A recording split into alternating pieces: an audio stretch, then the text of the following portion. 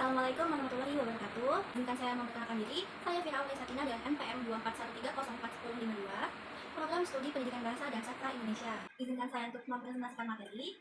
Judul yang saya ambil adalah pengaruh cadel terhadap keterampilan bahasa dan komunikasi. Selanjutnya masuk ke metode penelitian. Pertama, metode penelitian ini menggunakan metode deskriptif kualitatif yang bertujuan menghasilkan data berupa kata-kata, tertulis atau lisan. Pendekatan ini bersifat holistik, mencakup studi menyeluruh tentang objek penelitian. Pendekatan yang digunakan yang pertama, studi kasus, studi mendalam untuk menggambarkan fenomena sosial secara menyeluruh. Yang kedua, tujuan utama, meringkas kondisi, situasi, atau fenomena tertentu dalam masyarakat menjadi gambaran utuh. Yang kedua, sampel. Jadi, penelitian ini melibatkan dua remaja berusia 19 tahun yang mengalami gangguan pelafalan fonem dipilih menggunakan teknik purposive sampling. Adapun lokasi penelitian dilakukan secara daring termasuk wawancara dan observasi pola bicara narasumber. 3.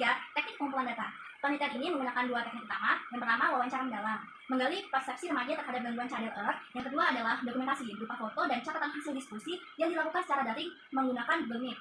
Yang keempat, teknik analisis data. Penelitian ini menerapkan analisis tematik, yaitu metode untuk mengidentifikasi, menganalisis, dan menafsirkan tema atau pola dalam data, menyusun temuan secara sistematis untuk memahami dampak cadel terhadap kepercayaan diri, hambatan komunikasi, variasi pelafalan fonem memberikan rekomendasi intervensi untuk meningkatkan keterampilan komunikasi remaja. Selanjutnya masuk ke pembahasan. Penelitian ini menggunakan berbagai dampak gangguan cadel terhadap keterampilan berbahasa dan komunikasi remaja.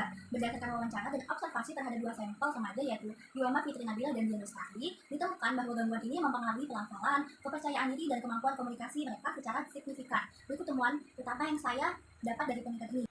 Yang pertama, variasi pelafalan fonem Penelitian menunjukkan adanya variasi pelafalan fonem antara individu. Dua remaja yang menjadi sampel penelitian, yaitu Yuama Fitri Nabila dan Dian Lestari, menunjukkan bahwa beberapa peserta mampu menghafalkan fonem tersebut dengan baik dalam situasi tertentu, seperti saat berbicara perlahan atau berusaha lebih keras. Namun, dalam percakapan sehari-hari, mereka mengalami kesulitan yang membuat pelafalan terdengar samar atau terdistori. Yang kedua, dampak terhadap kepercayaan diri. Dampak cadel terhadap kepercayaan diri remaja sangat signifikan. Yuama Fitri Nabila dan Dian Lestari mengungkapkan bahwa mereka merasa cemas dan minder, terutama dalam situasi formal seperti presentasi di kelas.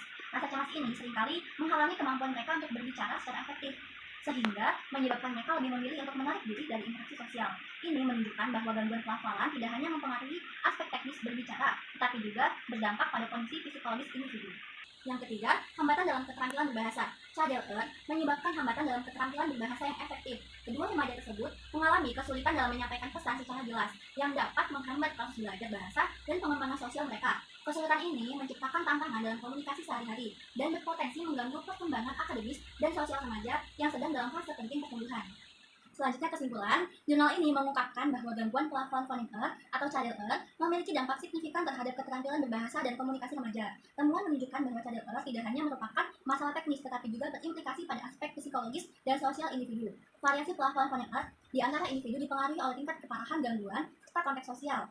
Dengan dukungan sosial yang berperan penting dalam meningkatkan kualitas komunikasi, dampak negatif cadel terhadap kepercayaan diri remaja sangat terlihat, di mana banyak individu mengalami kecemasan dan ketidaknyamanan saat berbicara, terutama dalam situasi formal. Secara keseluruhan, penanganan yang baik melalui terapi dan dukungan dari lingkungan sosial dapat membantu individu dengan cadel untuk meningkatkan keterampilan komunikasi dan mengurangi dampak negatif yang dirasakan. Penelitian ini menggarisbawahi pentingnya penanganan yang tepat untuk individu dengan cadel termasuk terapi bicara dan dukungan sosial, serta membuka peluang untuk mengkaji lebih lanjut mengenai intervensi yang dapat mendukung remaja dengan cadel dalam konteks akademik dan sosial. Sekian presentasi dari saya akhiri. Wassalamualaikum warahmatullahi wabarakatuh. Terima kasih.